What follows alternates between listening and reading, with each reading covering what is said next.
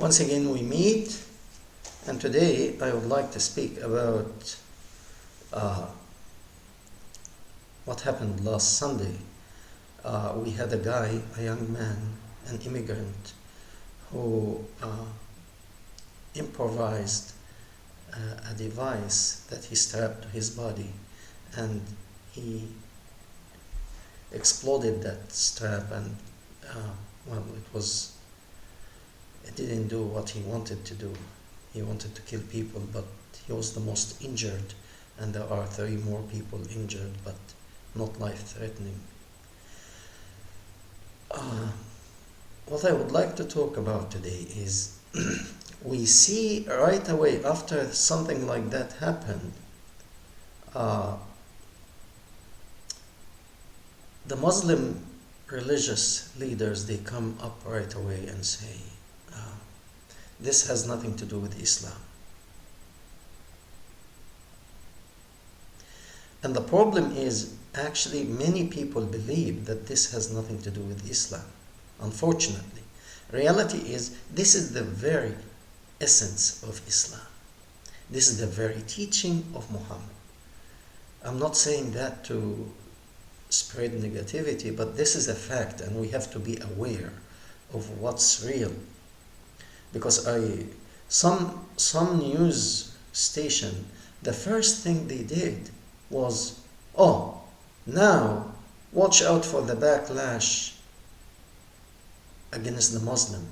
Muslims have to brace for impact about this. So they are concerned more about the suffering or if some negative things will happen to the Muslim community in Europe or in America or what have you.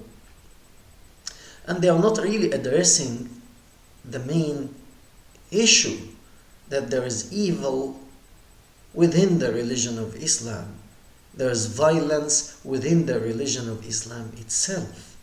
So they kind of divert the mind and the people from the real problem, that Islam is not a religion of peace, and they start to speak about the backlash of how much suffering the Muslims now are going to suffer because of this.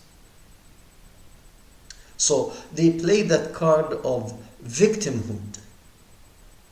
No, that is a game, a political game, and they are really succeeding in it.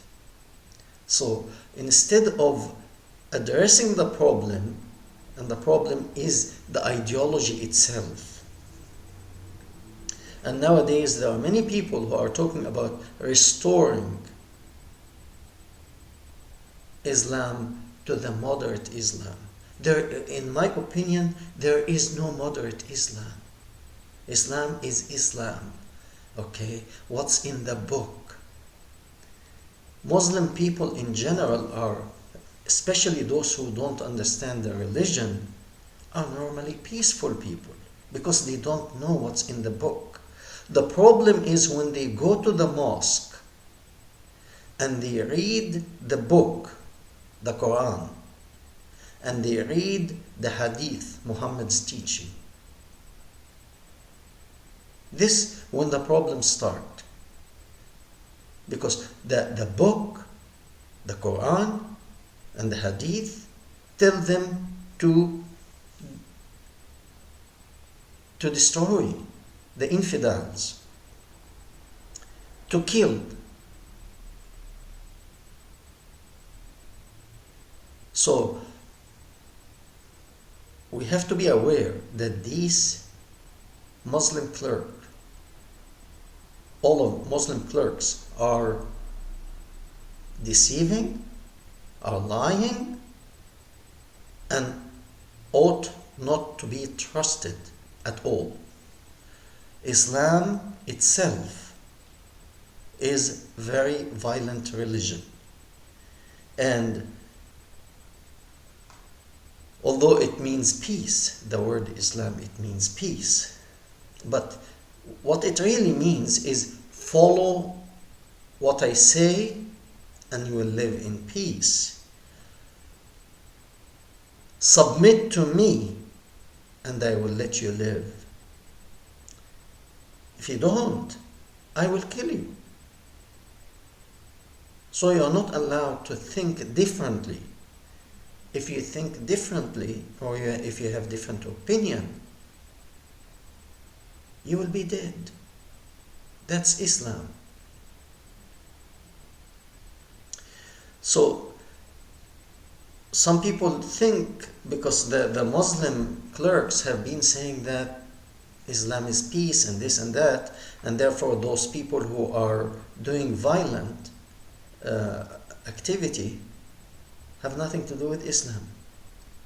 The opposite is correct. When people learn Islam properly, one of two: it is either they leave, if they have some sense in their heads,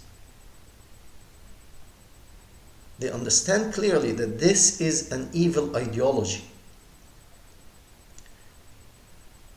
and they leave it. I'm one of these people, and I say it. Islam is an evil ideology, and I left that long ago. And there are those who are dumb, literally dumb. They believe it, and they believe if they follow Islam and the Muslim teaching, when they become martyr, they go and bomb themselves and they die and they kill others with them, they will go to heaven and they will have 72 virgins.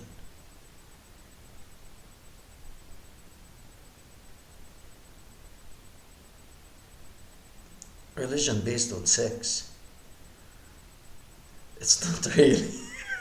What can I say? Religion, they really know. Muhammad understood the mind of the young people, especially in the area of Arabia, when you have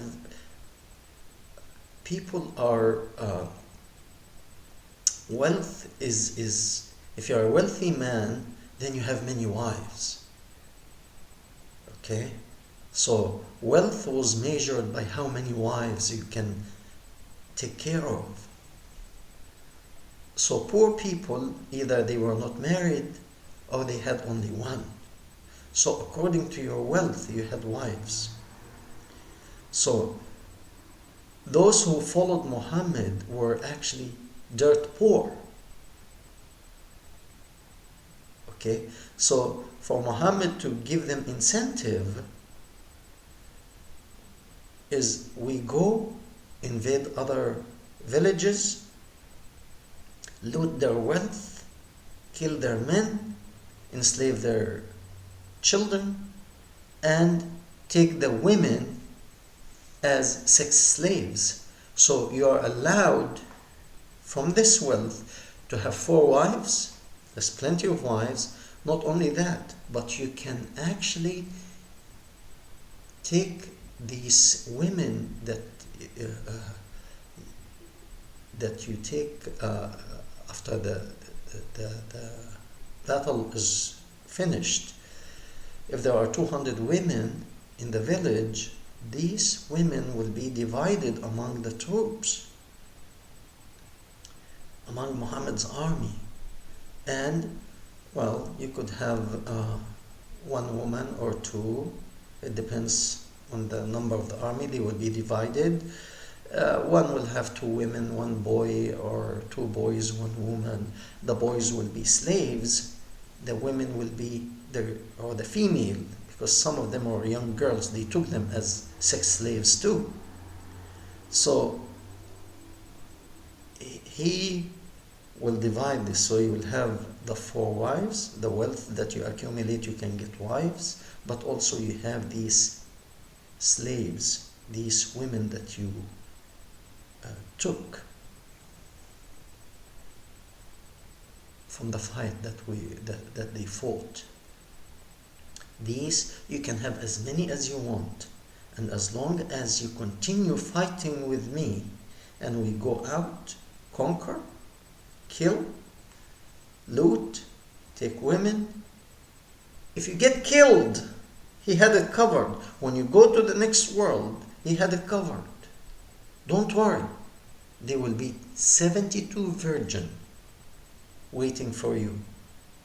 And each virgin, after having a relationship with her, automatically God will come and make her virgin again. And not only that, but I heard also each virgin has 72 servants. So multiply 72 by 72, and this is how many virgin each Muslim will have in the spirit world after he dies. And with that, Muhammad was able to get into the mind of lustful people like that, to control them, right? So, by the way, the length of time, this is funny. I don't know how can these people believe this nonsense. The length of time of the sexual intercourse between the Muslim who went to heaven and one of the virgin will be 70 years having sexual intercourse with that virgin. And once he is done, the second virgin is waiting for him in the line, and God will be working on restoring the first one back to her virginity. It's a lot of nonsense. It's garbage. It is garbage. Okay? And Muslim leaders, I'm telling you, you have to look into this garbage carefully. Eliminate it. Get rid of it. Okay? There's internet now, and